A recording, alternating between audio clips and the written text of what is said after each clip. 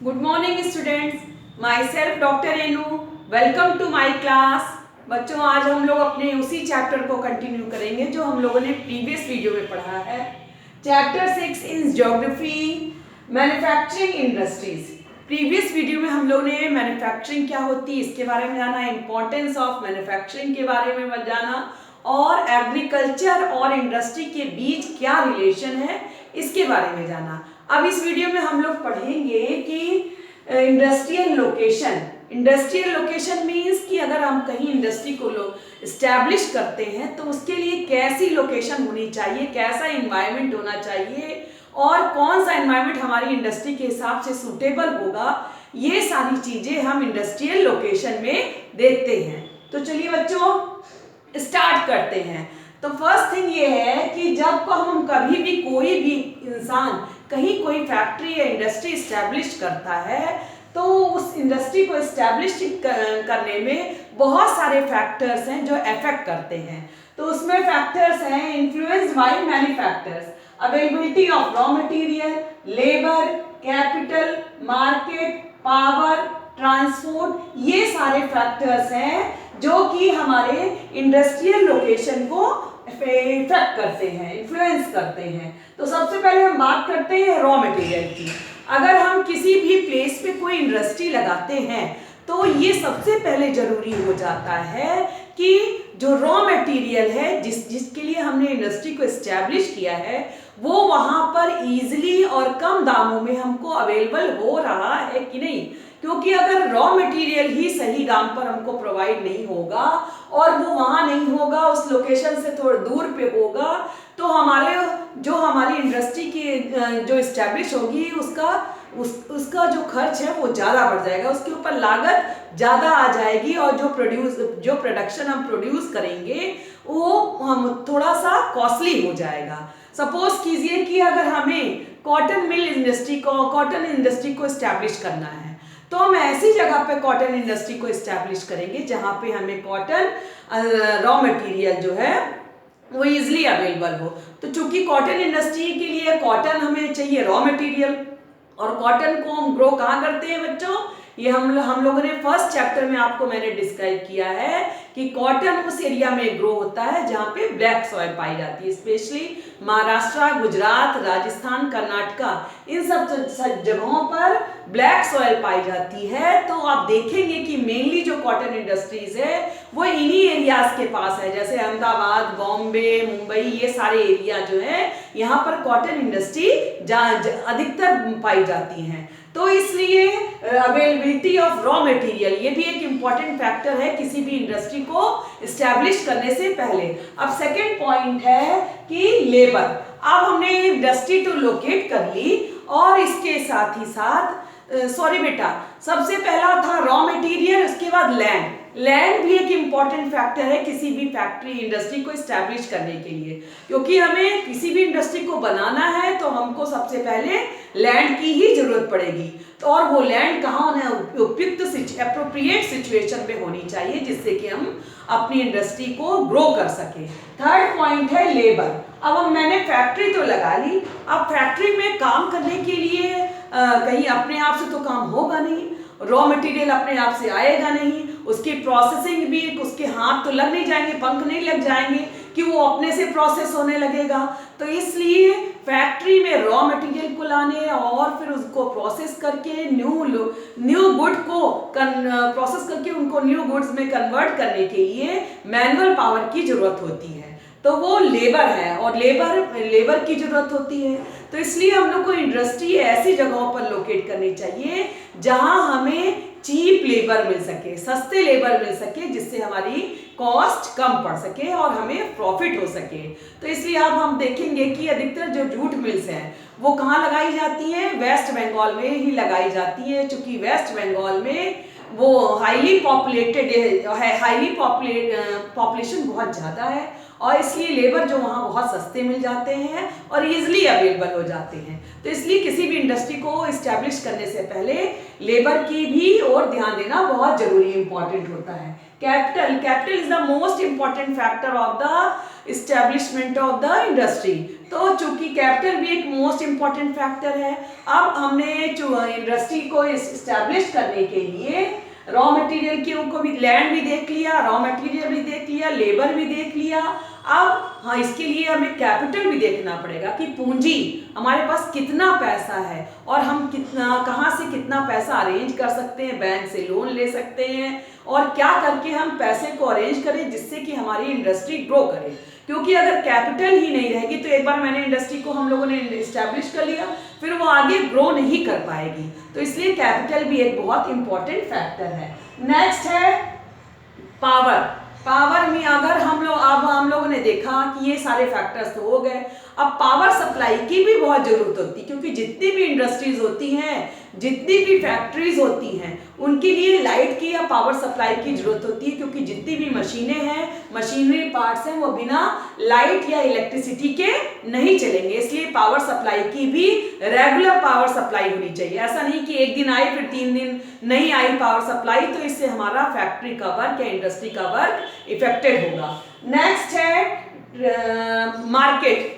Market क्या है, sorry बेटा, ट्रांसपोर्ट। अब हम लोगों ने जो फैक्ट्री तो इस्टेब्लिश कर ली, इंडस्ट्री इस्टेब्लिश कर ली, अब वहाँ पर जो हम माल, जो भी हम प्रोड्यूस करते हैं, जो भी हम प्रोडक्शन कर रहे हैं, अब उसको वहाँ पर फैक्ट्री में वैसा तो पड़ा रहने नहीं देंगे, क्योंकि वो वहाँ पर पड़े पड़े खराब हो जाएगा।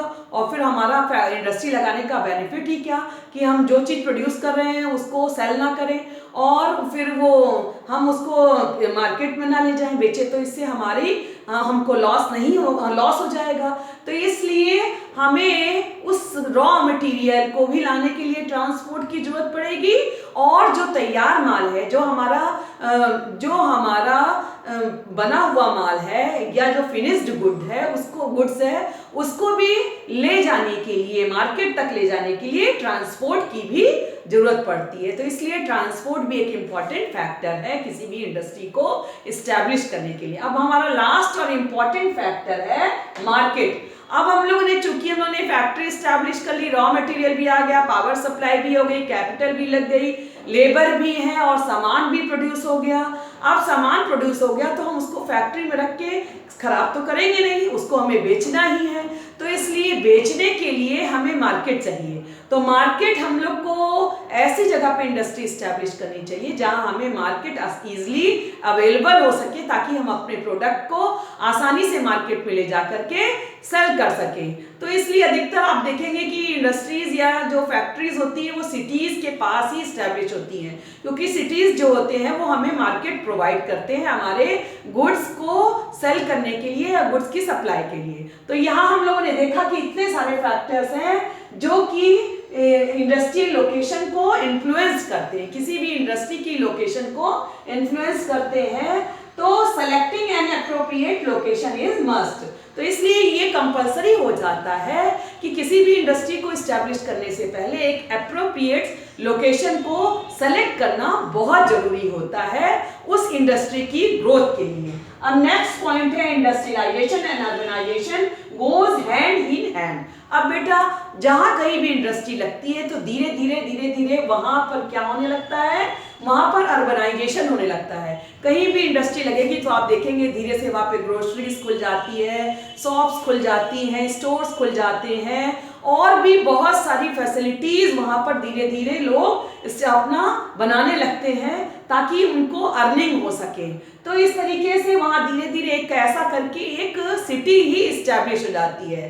तो जहां पर इंडस्ट्रियलाइजेशन होगा वहां अर्बनाइजेशन, शहरीकरण धीरे धीरे होने लगता है, शहर बसने लगते हैं उस इंडस्ट्री के आसपास। तो ये माना जाता है कि शहरीकरण और इंडस्ट्रियलाइजेशन ये हैंड टू हैंड, मतलब इट मींस कि साथ साथ चलते हैं। Industrialisation and urbanisation goes hand in hand, ये एक दूसरे के साथ साथ चलते हैं, क्योंकि जो सिटीज होती है, जो शहर होते हैं, वो हमें मार्केट प्रोवाइड करते हैं और मार्केट प्रोवाइड होते हैं तो इंडस्ट्रीज लगती है, तो इंडस्ट्रीज के साथ ही अर्बनाइजेशन भी हो जाता है। तो आई होप कि आपको ये क्लियर हो गया होगा। अब नेक्स्ट पॉइंट है cities provide market and services. ये मैंने आपको पहले ही बता दिया है कि जो सिटीज होती हैं, जो शहर होते हैं, वो हमें मार्केट प्रोवाइड कराते हैं सामानों को सेल करने के लिए। हमारे जो प्रोडक्ट हमारे तैयार हुए हैं उनके लिए हमको मार्केट प्रोवाइड कराते हैं। इसके साथ ही साथ शहरों में हमें बहुत सारी फैसिलिटीज भी मिलती हैं, बैंकिंग की फैसिलिटीज, ट्रांसपोर्ट की फैसिलिटीज, रेल फैसिलिटीज, ये सारी फैसिलिटीज भी हमको शहरों से ही प्रोवाइड होती है। तो इसलिए cities provide market and services. अब नेक्स्ट टॉपिक है एग्लोमरेशन इकोनॉमिक्स। एग्लोमरेशन इकोनॉमिक्स बच्चों अब ये आपके लिए एकदम न्यू टर्म है। आप कहेंगे ये क्या, कौन सा टर्म है? तो बच्चों एग्लोमरेशन इकोनॉमिक्स से तात्पर्य ये है कि जब किसी प्लेस पर एक साथ बहुत सारी इंडस्ट्रीज एस्टैब्लिश होती हैं, लगाई गई होती हैं, तो वो इंडस्ट्रीज अपने प्रॉफिट को ध्यान में रखते हुए, अपने फेवर को ध्यान में रखते हुए वर्क करती हैं ताकि उनको ज़्यादा से ज़्यादा प्रॉफिट मिल सके। वो अपने क्लस्टर बना लेती हैं, वो अपने रूल्स एंड रेगुलेशंस को भी बना लेती हैं। ऐसा इसलिए होता है बेटा, ये किसी भी कंट्री की या किसी भी इकोनॉमी की ग्रोथ के लिए ये एग्लोमरेशन इकोनॉमिक्स बहुत ज़रूरी होती है, क्योंकि ये कंट्री की प्रॉफिट को बढ़ाती हैं और कंट्री की इकोनॉमी की ग्रोथ को रैपिडली एकदम ग्रो कर देती हैं। तो इसलिए एग्लोमरेशन इकोनॉमी भी बहुत इंपॉर्टेंट होती है, एक साथ ढेर सारी इंडस्ट्रीज का लगना जो कि अपने फेवर के लिए वर्क करती हैं। अब है pre independence industrial location and difference. अब pre independence industrial location and difference, it means कि फ्रीडम से पूर्व या स्वतंत्रता मिलने से पूर्व हमारे इंडिया में इंडस्ट्रियल लोकेशन किस तरीके से इस्टेब्लिश होता था, उस समय के इंडस्ट्रियल लोकेशन और प्रेजेंट टाइम के इंडस्ट्रियल लोकेशन में क्या डिफरेंस है। अभी मैंने आपको बताया कि जो अधिकतर इंडस्ट्रीज प्रेजेंट टाइम में सिटीज और इसके आसपास ही इस्टेब्लिश होती है, जबकि फ्रीडम से पहले या आज़ादी से पहले ऐसा नहीं था। आज़ादी से पहले अधिकतर इंडस्ट्रीज कहाँ लोकेटेड होती थी? अधिकतर इंडस्ट्रीज कोस्टल एरिया में लोकेट होती थी। कोस्टल एरिया मीन्स कि समुद्र के पास या नदियों के आसपास ही इस्टेब्लिश होती थी। ऐसा क्यों होता था बच्चों? जहां पर उनको पोर्ट की फैसिलिटीज प्रोवाइड हो सके। ऐसा इसलिए होता था बच्चों कि पहले इतना टेलीकम्युनिकेशन के इतने मीन्स नहीं थे, इतने साधन नहीं थे, तो जो गुड्स होते थे, पहले भी गुड्स बनते थे और वो पहले भी फॉरेन कंट्रीज में सेल किए जाते थे। तो फॉरेन कंट्रीज में ले जाने के लिए हमारे पास एकमात्र माध्यम होता था नदी या समुद्र का रास्ता, वाटर रूट। तो इसके लिए वो जितनी भी इंडस्ट्रीज होती थी वो कोस्टल एरिया, तटीय क्षेत्रों में लगाई जाती थी ताकि उनको पोर्ट की फैसिलिटी आसानी से उपलब्ध हो सके। क्योंकि अगर सपोज कीजिए कि अगर एमपी में कोई शुगर इंडस्ट्री लगाई जाती है, तो अगर हमको उस फैक्ट्री में बनी हुई शुगर को सप्लाई करना है फॉरेन कंट्रीज में, तो हमारा ट्रांसपोर्टेशन चार्ज बहुत आएगा, जिससे कि हमारी कॉस्ट बढ़ जाएगी। और तो इसलिए प्राचीन काल में या स्वतंत्रता से पहले अधिकतर इंडस्ट्रीज जो थी वो कोस्टल एरिया में ही लगाई जाती थी। अब है next period coastal areas to hinterland. लेकिन अब प्रेजेंट टाइम में ऐसा नहीं है। अब कोस्टल एरिया के साथ साथ अंदर की एरियाज, हिंटरलैंड मीन्स की सिटीज के अंदर के एरियाज में भी इंडस्ट्रीज लगाई जाने लगी हैं, क्योंकि बहुत सारे फैक्टर्स हैं जो कि इंडस्ट्रियल लोकेशन को इन्फ्लुएंस करते हैं। तो इसलिए अब ये कोस्टल एरिया वाला प्रावधान नहीं रहा है। अब अंदर के बहुत सारे राज्यों में भी लगाई जाती हैं। For example Indore, Pune, Mumbai, Pune cotton industries. तो ये सब क्लस्टर्स जो हैं, और ये क्लस्टर्स जो होते हैं, जो समूह के रूप में इंडस्ट्रीज वर्क करती हैं, वो हमारी कंट्री की इकोनॉमी की ग्रोथ के लिए बहुत जरूरी होती हैं। तो बच्चों, आई होप कि आपको यहाँ तक क्लियर हो गया होगा। मैंने बताया इंडस्ट्रियल लोकेशन क्या होती है और इंडस्ट्रियल लोकेशन को इन्फ्लुएंस करने वाले फैक्टर्स कौन से होते हैं, और industrial and urbanisation goes hand in hand, agglomeration economics, ये सारा मैंने आपको बताया। तो आई होप कि आपको ये क्लियर हो गया होगा बच्चों। तो मिलते हैं थोड़ी देर में न्यू टॉपिक के साथ।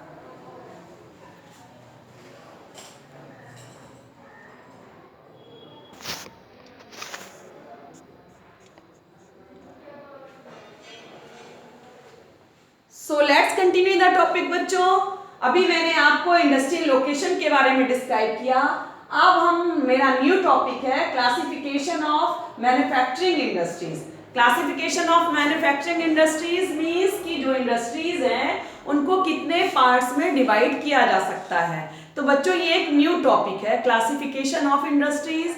और बच्चों चूंकि क्लासिफिकेशन और ज्योग्राफी ये क्लोजली रिलेटेड है। मैंने आपको रिसोर्सेज वाले चैप्टर में रिसोर्सेज एंड डेवलपमेंट में भी क्लासिफिकेशन आपको डिस्क्राइब किया था, उसमें भी। तो यहाँ पर भी कौन कौन किस क्लासिफिकेशन के आधार पर बेसिस पर हम इंडस्ट्री को क्लासिफाई कर सकते हैं अब हम पढ़ेंगे। तो बच्चों यहाँ पर 5 बेसिस हैं जिनके आधार पर हम इंडस्ट्रीज को क्लासिफाई करेंगे। इसको हम एक एग्जाम्पल के थ्रू भी समझा सकते हैं कि सपोज कीजिए आपकी क्लास टीचर हैं, उनको अलग अलग कैटेगरीज के बच्चों को सेलेक्ट करना है कि कुछ बच्चों को आर्ट कंपटीशन में भेजना है, कुछ बच्चों को राइटिंग कंपटीशन में भेजना है, कुछ बच्चों को गेम कंपटीशन के लिए सेलेक्ट करना है और कुछ बच्चों को क्विज कंपटीशन के लिए। तो अब वो उनके पास कई कैटेगरी हो गई। अब वो हर एक कैटेगरी के आधार पर बच्चों को सेलेक्ट करेंगी। तो इसी तरीके से हमारे पास भी कई कैटेगरीज हैं जिनके थ्रू हम इंडस्ट्रीज को क्लासीफाई करेंगे। तो चलिए बच्चों स्टार्ट करते हैं। फर्स्ट कैटेगरी है हमारी ऑन द बेसिस, हमारे पास 5 कैटेगरीज हैं। 3 कैटेगरीज हम इस वीडियो में पढ़ेंगे और 2 जो है वो नेक्स्ट वीडियो में पढ़ेंगे। तो on the basis of source of raw material, it means कि ये वो क्लासिफिकेशन है जिसमें कि हम इस आधार पर क्लासिफाई करते हैं इंडस्ट्री को कि जो इंडस्ट्री में रॉ मटेरियल है, जो कच्चा माल है, जो वो कहाँ से इंडस्ट्री को प्रोवाइड हो रहा है, वो कहाँ से आ रहा है। तो इसके बेसिस पे हम इंडस्ट्रीज को 2 पार्ट्स में डिवाइड कर सकते हैं, एग्रो बेस्ड और mineral based. Agro based industries उन इंडस्ट्रीज को बोलते हैं कि जो एग्रीकल्चर पर आधारित होती हैं, एग्रीकल्चर पर बेस्ड होती हैं, जिनको हमें कल्टीवेशन करने की जरूरत होती है। Example cotton, sugar, jute, silk, woollen and rubber. ये सारी जो इंडस्ट्रीज हैं इनको हमें कल्टीवेट करना होता है। अब कॉटन इंडस्ट्री के लिए हमें रॉ मटेरियल कॉटन चाहिए, तो कॉटन को हम कल्टीवेट करते हैं, हम ग्रो करते हैं। शुगर ठीक इसी तरीके से शुगर के लिए भी शुगर चाहिए, तो वो हम उसको क्या करते हैं, शुगर को भी कल्टीवेट करते हैं। जूट के लिए जूट को भी कल्टीवेट करते हैं, सिल्क के लिए सिल्क वॉर्म को रेयर करते हैं, वुलन के लिए भी, और रबड़ को भी ग्रो करते हैं। तो इस तरह से एग्रो बेस्ड इंडस्ट्रीज उन इंडस्ट्रीज को बोला जाता है जो अपने रॉ मटेरियल के लिए एग्रीकल्चर के ऊपर डिपेंड करती हैं। अब नेक्स्ट है हमारा mineral based industry. Mineral based industry वो है जो कि जिनमें की रॉ मटेरियल मिनरल से मिलता है। मिनरल मीन्स की खनिज लवण। खनिज लवण में आपका आ जाएगा आयरन एंड स्टील है, जिंक है, एल्युमिनियम है, मैग्नीज है, कॉपर है, ये सारे हैं। तो जो इंडस्ट्रीज इन मिनरल के ऊपर बेस्ड होती है वो कहलाती है mineral based industries. Like iron and steel industry. Iron and steel industry के लिए हमें जो रॉ मटेरियल है वो आयरन है। वो आयरन हमें कहाँ से मिलता है, आयरन ओर से मिलता है। तो इस तरीके से हम ये पाएंगे कि आयरन एंड स्टील एरिया जो है वो हमें मेनली उस एरिया में मिलता है, उड़ीसा, झारखंड और झरिया, जहाँ से ये इनकी माइंस पाई जाती है, जहाँ से ये डिग किए जाते हैं। इसके अलावा सीमेंट भी है, वो मिनरल से बनता है। मशीन्स, टूल्स, इनके लिए भी हमें आयरन की ही जरूरत होती है। तो मेनली जो इंडस्ट्रीज अपने रॉ मटेरियल के लिए मिनरल्स के ऊपर डिपेंड करती हैं वो कहलाती है mineral industries, mineral based industries. अब सेकंड हमारा बेसिस है according to their main role. According to their main role means कि अब किसी भी इंडस्ट्री को एस्टैब्लिश करने में या मैन्युफैक्चरिंग इंडस्ट्रीज में उनका क्या रोल है हमारी इकोनॉमी में, उसके आधार पर हम उनको डिवाइड करते हैं। तो इस बेसिस पर हम डिवाइड करेंगे तो 2 टाइप्स की इंडस्ट्रीज पाई जाती हैं, बेसिक और की इंडस्ट्रीज। बेसिक और की इंडस्ट्रीज मतलब मूल उद्योग या जो किसी भी दूसरी इंडस्ट्रीज को बेस प्रोवाइड करती हैं। ऐसी इंडस्ट्रीज जो किसी दूसरी इंडस्ट्रीज को बेस प्रोवाइड करती है वो बेसिक और की इंडस्ट्रीज कहलाती है। सप्लाई देयर प्रोडक्ट्स और raw material to manufacture other goods. क्यों? क्योंकि ये उन सामानों को बनाने के लिए रॉ मटेरियल प्रोवाइड करती हैं और ताकि उनसे दूसरे सामानों को बनाया जा सके। जैसे आयरन इंडस्ट्री है। आयरन इंडस्ट्री जो है वो सारी इंडस्ट्रीज का बेस होती है, वो सभी इंडस्ट्री को बेस प्रोवाइड करती है। क्योंकि आप ये देखेंगे कि कोई भी इंडस्ट्री अगर इस्टेब्लिश होती है तो उसके लिए हमें आयरन की, स्टील की जरूरत पड़ती, क्योंकि हर एक मशीनरी, यहाँ तक कि हमारी बिल्डिंग, बहुत सारी चीजें ऐसी हैं जो कि आयरन से ही बनती हैं। तो बेसिक और की इंडस्ट्री वो होती है जो कि अदर इंडस्ट्रीज को बेस प्रोवाइड करती हैं। अब है second, consumer industries produce goods for direct use by consumer. Consumer industry वो इंडस्ट्री होती है जो कि उन गुड्स को प्रोड्यूस करती है जो कि कंज्यूमर के द्वारा डायरेक्ट यूज किए जाते हैं। जैसे पेपर, टूथपेस्ट। पेपर और टूथपेस्ट ये सीधे डायरेक्ट कंज्यूमर के पास जाते हैं।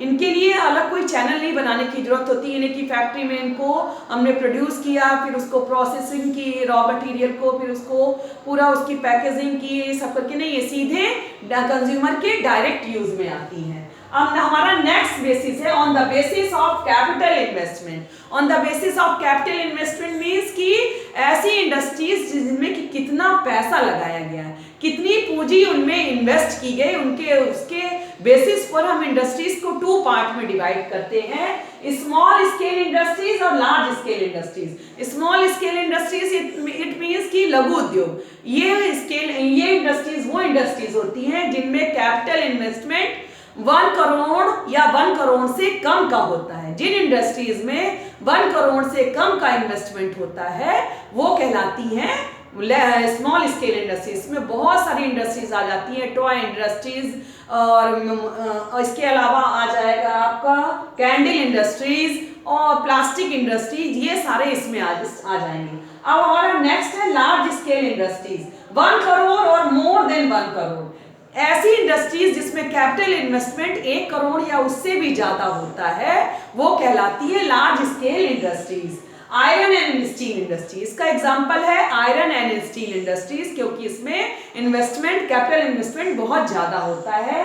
Limit has change over a period of time, लेकिन ये जो लिमिट्स है ये समय बीतने के साथ साथ चेंज होती रहती है। ऐसा नहीं कि गवर्नमेंट ने एक पॉलिसी बना दी है कि इतना है तो इतना है, नहीं, चेंजिंग के समय की चेंज के साथ साथ इनकी लिमिट्स भी चेंज होती रहती है। तो आई होप बच्चों आपको क्लियर हो गया होगा। क्लासिफिकेशन ऑफ मैन्युफैक्चरिंग इंडस्ट्रीज में मैंने बताया 3 बेसिस आज आपको मैंने क्लियर किए हैं। On the basis of source of raw material, agro base, mineral base, on the according to their main role, इसके थ्रू है बेसिक और की industries, consumer industries, on the basis of capital investment, small scale industries and large scale industries। तो बहुत सारी चीजें मैंने बच्चों आपको डिस्क्राइब की। आई होप कि आपको ये क्लियर हो गया होगा।